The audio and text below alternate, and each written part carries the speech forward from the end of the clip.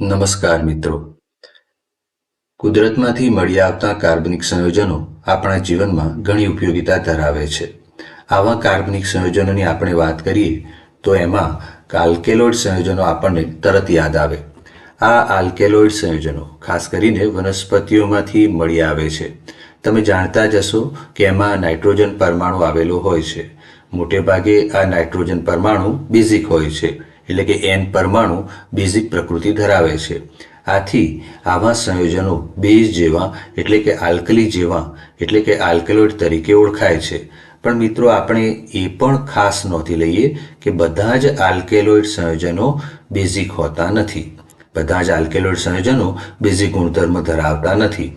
હેટ્રોસાયક્લિક ring એટલે કે વિષમ ચક્રીય વલય આવા આલ્કેલોઇડ સંયોજનોની એક અગત્યની લાક્ષણિકતા ગણાય છે. હવે કુદરતમાંથી આવા અસંખ્ય સંયોજનો મળી આવે છે, તો આપણે એમનું વર્ગીકરણ કરવું હોય તો કયા આધારે કરી શકીએ? તો મિત્રો, વર્ગીકરણ કરવા માટેની જુદી જુદી પદ્ધતિઓ જાણીતી છે. આ પદ્ધતિઓ પૈકીની આપણે એક સૌથી અગત્યની પદ્ધતિ લઈએ છીએ કે જેમાં 4 પ્રકારે આલ્કેલોઇડ સંયોજનોનું વર્ગીકરણ કરવામાં આવે છે.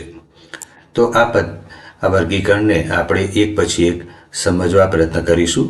તો પહેલું વર્ગીકરણ છે કે classification of alkaloids by structure and origin, એટલે કે સ્ત્રોત અને બંધારણના આધારે આલ્કેલોઇડ સંયોજનોનું વર્ગીકરણ.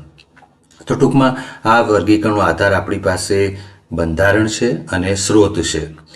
તો પહેલો પ્રકાર છે ટ્રુ આલ્કેલોઇડ્સ અને એમાં બીજો પ્રકાર છે પ્રોટો આલ્કેલોઇડ્સ. તો ત્રીજો પ્રકાર આના પછી આપણે જોઈશું. તો પ્રથમ એવું સમજીએ કે વિષમ ચક્રીય જે વલય છે એ વલયમાં નાઇટ્રોજન આવેલો હોય તેવા આલ્કેલોઇડ ટ્રુ આલ્કેલોઇડ ગણી શકીએ.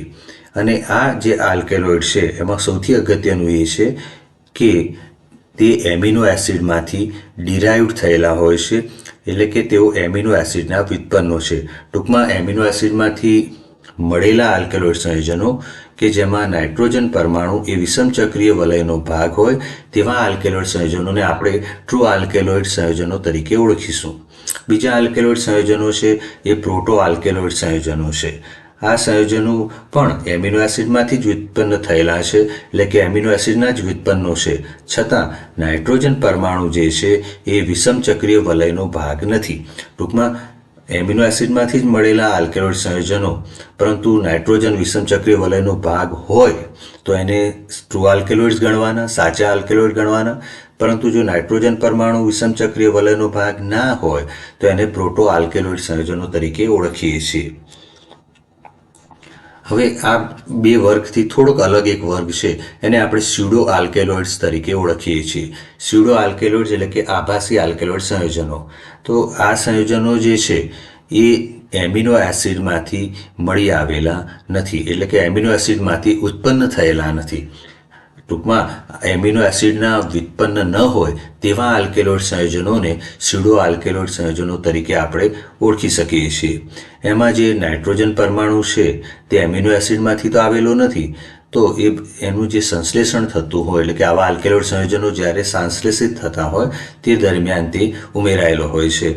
અહીં તમે આકૃતિમાં જોઈ શકો કે કોફી છે, અને કોફીનું જ્યારે આપણે નામ લઈએ ત્યારે આપણને કેફીન એ સંયોજન યાદ આવે. તો આ કેફીનનું બંધારણ દર્શાવેલું છે.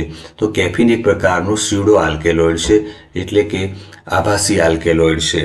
તો આ કેફીનના બંધારણમાં પણ તમે જોઈ શકો કે અહીં આગળ 2 નાઇટ્રોજન પરમાણુ વલયનો ભાગ છે, અહીં આગળ પણ 2 નાઇટ્રોજન પરમાણુ વલયનો ભાગ છે, એટલે કે આ વિષમ ચક્રીય પ્રણાલી છે. તો કેફીન એ સ્યુડો આલ્કેલોઇડ છે. જ્યારે આગળ આપણે જોયું એમાં ઇફેડ્રિન એ પ્રોટો આલ્કેલોઇડ છે, જ્યારે નિકોટીન, મોર્ફિન અને એટ્રોપિન એ ટ્રુ આલ્કેલોઇડ છે. તો ટ્રુ આલ્કેલોઇડમાં આપણે નિકોટીન, મોર્ફિન અને એટ્રોપિનનો સમાવેશ કર્યો. પ્રોટો આલ્કેલોઇડમાં આપણે ઇફેડ્રિનનો સમાવેશ કર્યો. અને કેફીન જે છે એને આપણે સ્યુડો આલ્કેલોઇડ એટલે કે આભાસી આલ્કેલોઇડ તરીકે ઓળખીએ છીએ. હવે તમે અહીં વાંચી શકો છો કે કેમિકલ સ્ટ્રક્ચરના આધારે ક્લાસિફિકેશન એટલે કે રાસાયણિક બંધારણને આધારે આલ્કેલોઇડ સંયોજનોનું વર્ગીકરણ. તો કે આ જે આલ્કેલોઇડ સંયોજનો છે એમના રાસાયણિક બંધારણોને આપણે તપાસીએ તો આપણને એક વસ્તુનો ખ્યાલ આવે છે કે તેમાં એક મૂળભૂત વલય પ્રણાલી આવેલી હોય છે. એટલે કે આવું આણ્વીય બંધારણ એ મૂળભૂત વલય પ્રણાલી ધરાવતું હોય છે. આ જે મૂળભૂત વલય પ્રણાલીઓ જુદી જુદી છે અને એમને ધ્યાનમાં લઈએ તો એમનું રાસાયણિક વર્ગીકરણ એ વલય પ્રણાલીઓને આધારે કરી શકાય છે. તો આવો એક પ્રકાર છે ઇન્ડોલ આલ્કેલોઇડ્સ. તમે અહીં આ ઇન્ડોલ જે પ્રણાલી છે એનું બંધારણ જોઈ શકો તો આ એક વિષમચક્રીય પ્રણાલી છે. 2 વલયો આવેલા છે. ષટકોણીય વલય સાથે પંચકોણીય વલય સંઘનિત થયેલું છે, જોડાયેલું છે અને આગળ નાઇટ્રોજન પરમાણુ એ વલયનો ભાગ છે. તો આ ઇન્ડોલ પ્રણાલી છે. જે આલ્કેલોઇડ સંયોજનો આવી પ્રણાલી ધરાવતા હોય એને આપણે ઇન્ડોલ આલ્કેલોઇડ્સ તરીકે ઓળખીએ છીએ. રિસરપાઇન અને વિનક્રિસ્ટીન એ આવા આલ્કેલોઇડ સંયોજનોનું ઉદાહરણો છે. એટલે કે રિસરપાઇન અને વિનક્રિસ્ટીન શું છે તો આપણે કહી શકીએ કે ઇન્ડોલ વલય ધરાવતા આલ્કેલોઇડ સંયોજનો છે. એ જ રીતે ક્વિનોલિન વલય જાણીતું છે, ક્વિનાઝોલિન વલય જાણીતું છે, આઇસોક્વિનોલિન વલય જાણીતું છે, પિરિડીન વલય જાણીતું છે, પિપેરિડીન વલય જાણીતું છે. તો આ બધા વલયો ધરાવતા આલ્કેલોઇડ સંયોજનો પણ મળી આવે છે. તેને એ વલયના આધારે જ ઓળખવામાં આવે છે. ક્વિનોલિનમાંથી મળતા ક્વિનોલિન આલ્કેલોઇડ્સ, ક્વિનાઝોલિન વલય ધરાવતા ક્વિનાઝોલિન આલ્કેલોઇડ્સ, આઇસોક્વિનોલિન વલય ધરાવતા જે આલ્કેલોઇડ છે એને આપણે આઇસોક્વિનોલિન આલ્કેલોઇડ કહીશું. દાખલા તરીકે મોર્ફિન અને બર્બેરિન. મોર્ફિન અને જે બર્બેરિન છે તે આઇસોક્વિનોલિન વલય ધરાવે છે, તો એમને આઇસોક્વિનોલિન આલ્કેલોઇડ તરીકે આપણે યાદ રાખીશું.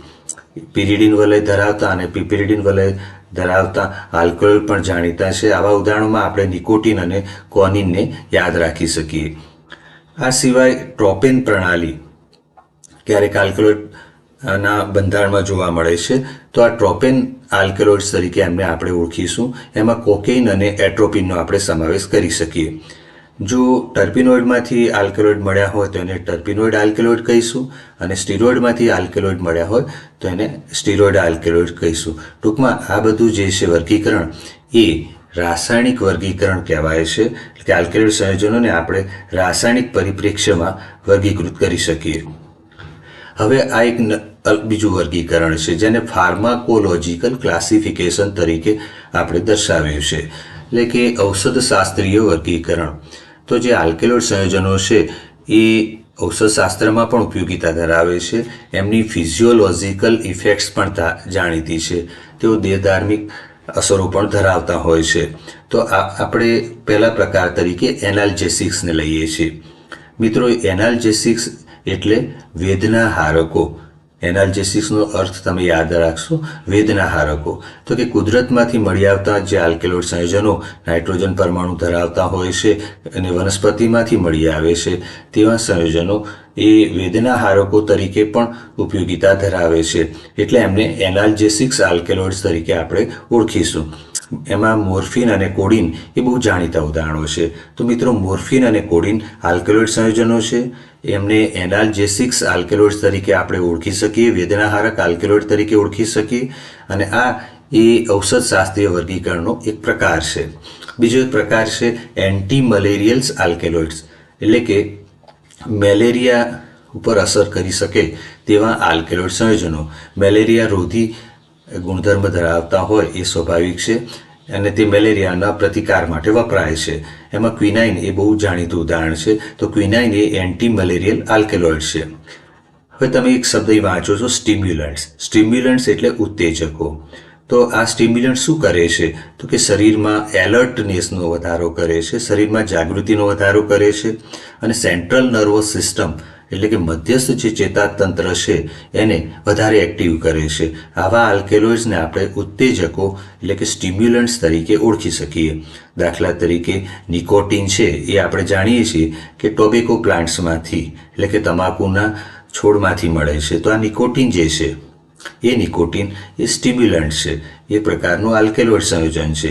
એ જ રીતે કોકાના જે છોડ છે એમાંથી કોકેઇન મળે છે. તો કોકેઇન પણ એક પ્રકારનું સ્ટિમ્યુલન્ટ છે, ઉત્તેજક છે. તો ટૂંકમાં ફાર્માકોલોજીકલ ક્લાસિફિકેશન આલ્કેલોઇડનું આપણે કરવા માગતા હોઈએ તો એનાલ્જેસિક્સ આલ્કેલોઇડ્સ, એન્ટી મલેરિયલ્સ આલ્કેલોઇડ્સ અને સ્ટિમ્યુલન્ટ્સ આલ્કેલોઇડ્સ એવા પ્રકારોમાં એને આપણે વિભાજિત કરી શકીએ. આ સિવાય આલ્કેલોઇડનું વર્ગીકરણ ટેક્સોનોમિકલ પોઈન્ટ ઓફ વ્યૂથી પણ કરવામાં આવે છે. એટલે કે વનસ્પતિ શાસ્ત્રીય આ વર્ગીકરણ છે. આલ્કેલોઇડ સંયોજનો જુદા જુદા વનસ્પતિ કુળમાંથી પ્રાપ્ત થતા હોય છે. તો એ વનસ્પતિ કુળના આધારે પણ આલ્કેલોઇડના વર્ગ પાડવામાં આવે છે. અહીં તમે જોઈ શકો અફીણના ડોળા દર્શાવેલા છે. અફીણ જે વનસ્પતિમાંથી પ્રાપ્ત થાય છે તેનું ચિત્ર અહીં તમને દર્શાવવામાં આવ્યું છે. તેમાંથી જે આલ્કેલોઇડ મળે છે એ ઓપિયમ આલ્કેલોઇડ્સ તરીકે ઓળખાય છે, એટલે કે અફીણના આલ્કેલોઇડ્સ તરીકે ઓળખાય છે. તો આ ઓપિયમ આલ્કેલોઇડ્સ એ જે વનસ્પતિઓમાંથી મળી આવે છે એ વનસ્પતિ કુળનું નામ છે પેપાવેરેસિયાઈ. તો પેપાવેરેસિયાઈ કુળની જે વનસ્પતિઓ છે એમાંથી મળતા જે બધા આલ્કેલોઇડ છે એમને એક જ વર્ગમાં મૂકવામાં આવે છે. આ જ રીતે બીજા કોઈ કુળને ધ્યાનમાં લેવામાં આવે, વનસ્પતિના કુળને આપણે ધ્યાનમાં લઈએ અને એમાંથી મળતા આલ્કેલોઇડ હોય તો એમને એક વર્ગમાં મૂકી શકાય. તો આ પ્રકારનું જે વર્ગીકરણ છે એને ટેક્સોનોમિક ક્લાસિફિકેશન કહેવાય છે. ટૂંકમાં મિત્રો, આલ્કેલોઇડ સંયોજનો છે એનું મુખ્ય 4 પ્રકારે વર્ગીકરણ કરી શકાય છે. પહેલું વર્ગીકરણ છે એ આપણે જોયું કે બંધારણ અને સ્ત્રોતના આધારે, જેમાં ટ્રુ આલ્કેલોઇડ્સ, પ્રોટો આલ્કેલોઇડ્સ અને સ્યુડો આલ્કેલોઇડ્સનો સમાવેશ થાય છે. ત્યારબાદ રાસાયણિક બંધારણના આધારે પણ આલ્કેલોઇડ સંયોજનનું વર્ગીકરણ કરી શકાય. એમાં પણ આપણે જુદી જુદી વલય પ્રણાલીઓના આધારે વર્ગીકરણ જોયું. ત્યારબાદનું જે વર્ગીકરણ હતું તે ફાર્માકોલોજીકલ ક્લાસિફિકેશન એટલે કે ઔષધશાસ્ત્રીય વર્ગીકરણ હતું. તેમાં એનાલ્જેસિક્સ, એન્ટીમલેરિયલ્સ અને સ્ટિમ્યુલન્ટ્સ જેવા પ્રકારો આપણે જોયા. અને જે છેલ્લું ચોથું વર્ગીકરણ છે એ ટેક્સોનોમિકલ ક્લાસિફિકેશન, કે જેમાં વનસ્પતિ કુળના આધારે આલ્કેલોઇડ સંયોજનનું વર્ગીકરણ કરાય છે. તો આ રીતે આલ્કેલોઇડ સંયોજનોનું આપણે વર્ગીકરણ કરી શકીએ. Thank you.